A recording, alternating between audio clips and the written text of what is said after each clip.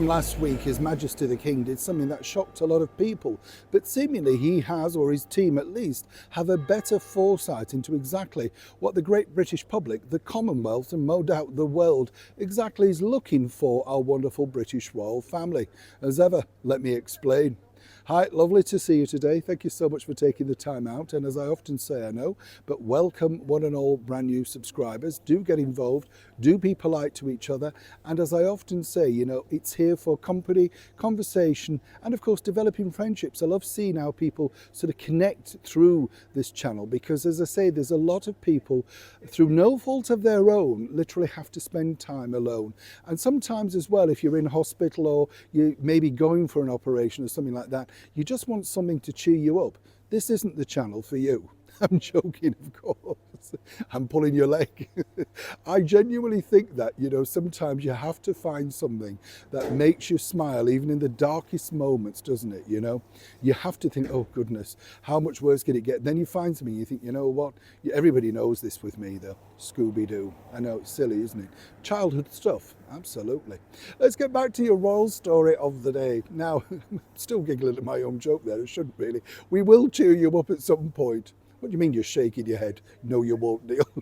I can see you. Have we waved? We have had a wave, have we? I can't remember. You see, you're throwing me off now. This is the problem. Now, here's the thing. Last week, His Majesty the King, King Charles III, basically said for the very first time, we'd all get access to Balmoral, you know, and I think that's a really good idea. In some respects, a lot of people were divided, you know, saying it's the last private home, of course, of our late and wonderful monarch, Her Majesty the Queen.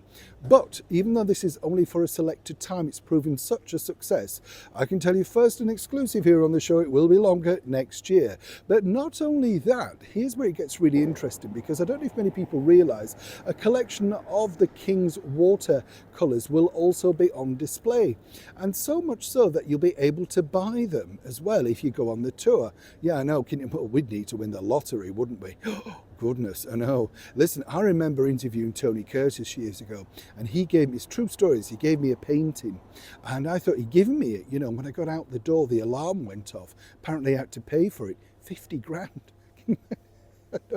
Quickly put that back, you know what I mean? Might have bought it for £50 as a memento, you know, as a one-off. 50 grand, I thought, please. But of course, if you're a fan of His Majesty the King, I would suggest that they would go up in a lot of value in years to come. So perhaps it's a family heirloom that you could buy and then give on as, you know, as life moves on. Also, Buckingham Palace, let me tell you, the idea to open the other wing, you know, which is the wing that everybody's really excited about, the wing that all the people who was anybody stood to wait to go through to go on the balcony. Sure, they must be nervous as well, don't you think? Even though they know there's people out there wanting to see them, there's still the anticipation. Well, that now also will be extended next year and part of an inclusive deal. The idea, really, I've been told by His Majesty the King, is to make them more open, more accessible to the great British public, the Commonwealth, the rest of the world. I think it's a good idea, but you do have to be careful just how far that you pull the red velvet curtain back to reveal too much. Too much, of course, of a good thing, as the Spice Girls famously said, can be a bad thing. You don't want to take the allure, the gloss and the shine off. Or is that just me? Would you be thrilled to see even more longer opening times, extended periods for royal palaces, and maybe even the likes of Clarence House, the former home, of course, of the Queen Mother? I'd kind of be fascinated to see that. Would you? As ever, do let me know in the comments below. I hope we've cheered you up a little bit anyway. Neil Sean in the very heart of London.